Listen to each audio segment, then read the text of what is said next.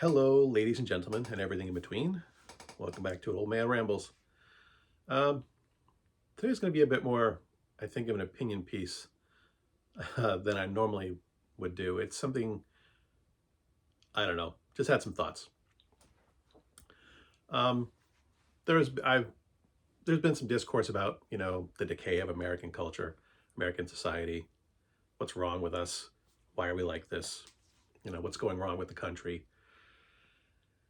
And I see lots of finger pointing, lots of ways to blame, lots of ways try attempts to blame other people.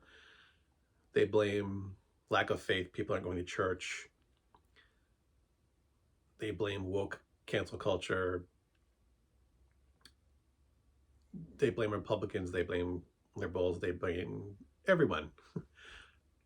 And I think it's a lot more complicated than that. There's no real one root cause. There's a lot of things. But I'd like to talk about one thing in particular because it was brought up to me, and I did a little bit of reading about it, and I found it interesting. So I'm going to ramble. um,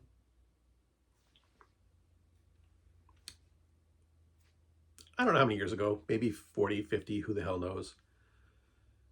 You had what is currently called third spaces. Now, they didn't call them that back then, but to define it loosely, your first space is your home. Second space is your workplace, or or your school, wherever you spend most of your secondary time.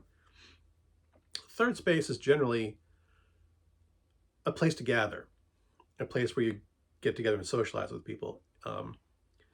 Could be church, could be a pool hall, bowling alley. It's considered neutral territory, basically. You see these old images of guys who sit around the barber shop all day long. They just hang out there and chat. It's not necessarily a place where you just meet your friends. It could be a bar, it could be a diner.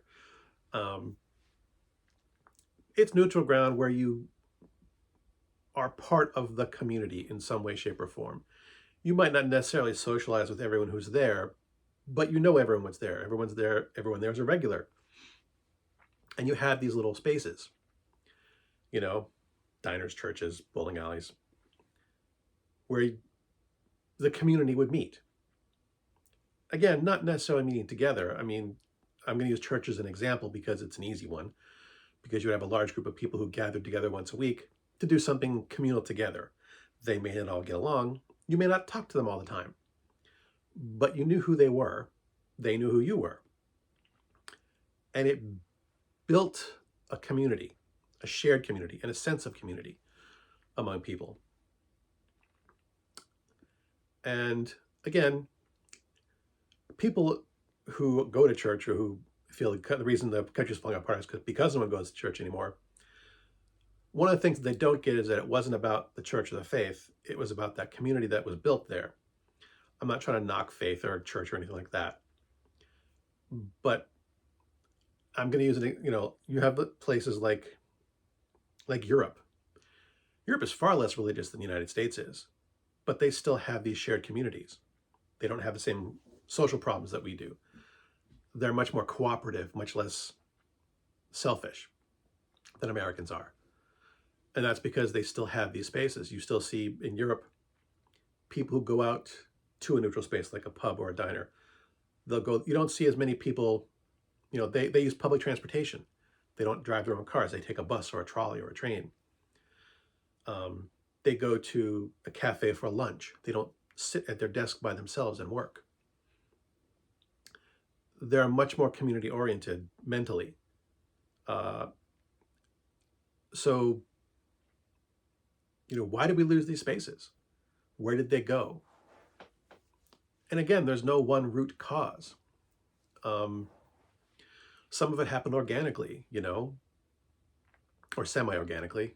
People semi-organically because people stopped using public transportation and bought cars. Now, some of that was artificial because car manufacturers wanted people to buy cars, so they lobbied for better road systems and to get rid of public transportation. So again, somewhat artificially. I mean, you can't demonize Well, you could demonize the entire automobile industry if you wanted to, but that's not the only cause. You know, there's also work. People stop going to lunch together. People now sit at their desks and work. I know I do. I don't work, but I eat my lunch at my desk. I don't go to the cafeteria or anything like that with my coworkers. But I'm a huge introvert. I'm not going to do that anyway. But you've also got the differences in the business culture in Europe. In Europe, if you go to a cafe or a coffee shop, they expect that you will sit there for a while and drink your coffee and socialize. You go to Starbucks or Dunkin' Donuts, they don't want you to sit there. Those spaces are designed to be small, cramped, and uncomfortable because they want you in and out the door as fast as possible to get more people in and out there. It's designed to grind you out and turn you over. Even restaurants, you know, where you're supposed to sit and enjoy your meal, they like a fast turnover. They want the tables to flip as quickly as possible because that'll maximize their profits. So we have this whole wide morass of reasons, some deliberate, some natural. You also look at, and I hate to see, I'm going to keep going back to European cities. A lot of those cities have laws designed to limit the size of structures. You don't see houses over 5 stories tall. That's by law. That's by design. So, you know, you have these smaller communities. You know, and like I said, 60, 70 years ago, towns were smaller. Cities didn't have these massive skyscrapers. I mean, if you look at the immigration in this country, you always had these groups always came to the country and formed their own little enclaves. They may have been isolationists. You know, when the Irish came to this country, they formed Irish neighborhoods. Little Italy, Chinatown, you know, they come and they create these little enclaves until they, you know, assimilate into the American culture and society. But you have these little towns where there are small stores that everyone goes to a couple times a week. Everyone buys all their groceries at the same stores. Everyone buys, you know, buys all their meat at the same butcher shop. The same thing, you know, I'm living here in Maine, you know, small town Maine. Everyone shopped at Riley's or Yellowfront, you know.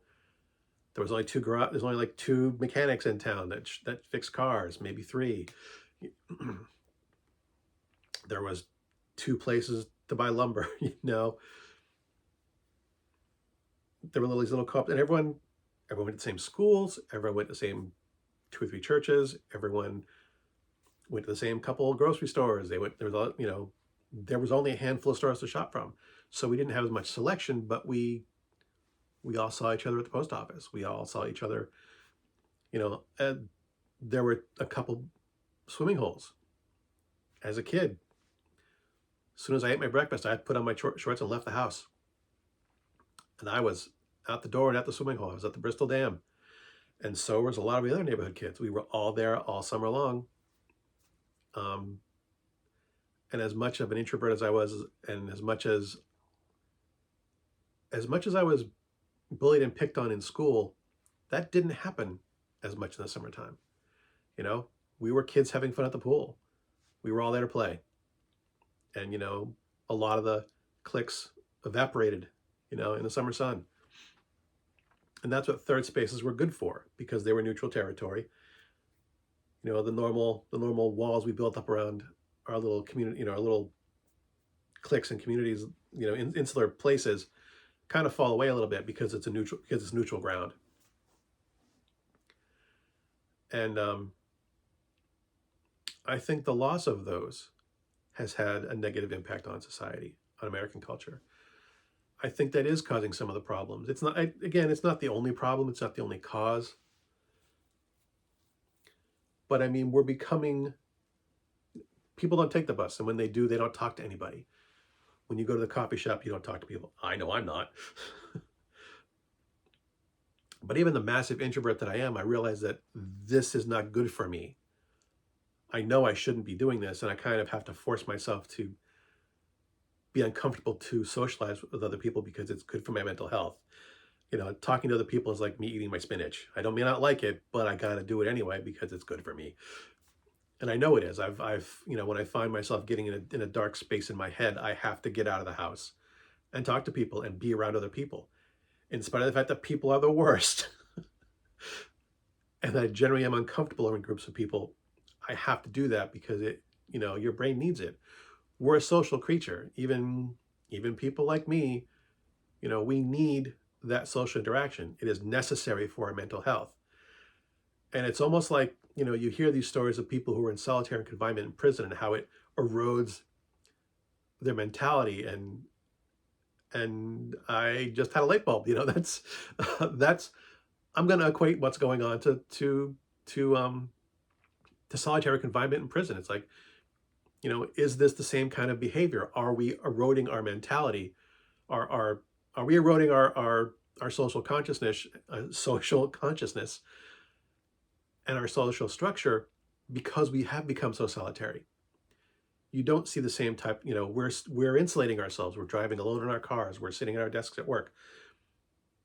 Instead of going to lunch, we're not having Friday night poker night. We're not going out to. And COVID has made it worse. I know COVID has made me worse. I am much less likely to go out and be social now that I've been in lockdown. I'm much more uncomfortable being outside my comfort zone. But I wonder if that's. I'm not a psychologist or a sociologist. I don't have a college degree. I almost failed high school. I'm an idiot. But did I accidentally stumble on something? Is our increased isolation driving this? I'd actually be interested to hear from someone who actually is smart and who knows things, and then maybe look into it. Like I said, it was just like a light bulb in my head. It's like, pop. Are we kind of in solitary confinement? Is that what's, is that why? Is that why society is falling apart and why we're at each other's throats all the time? Because it does seem that way. I know I made a video about getting off the internet, but I still have to get on the internet for my job. I still see the headlines thrown in my face. I still see advertisements on YouTube every time I pop open a video, and I still see the rampant stupidity. You can't always avoid, as much as I'm trying to take a break from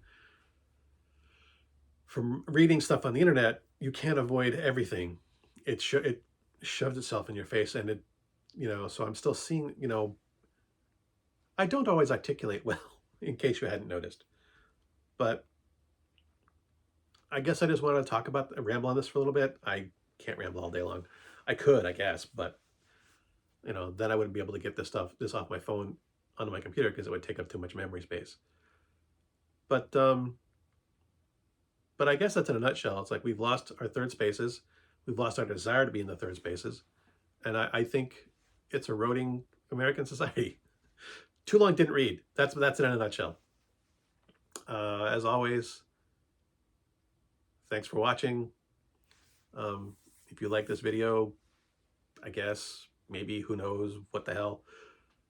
And until next time, good hunting.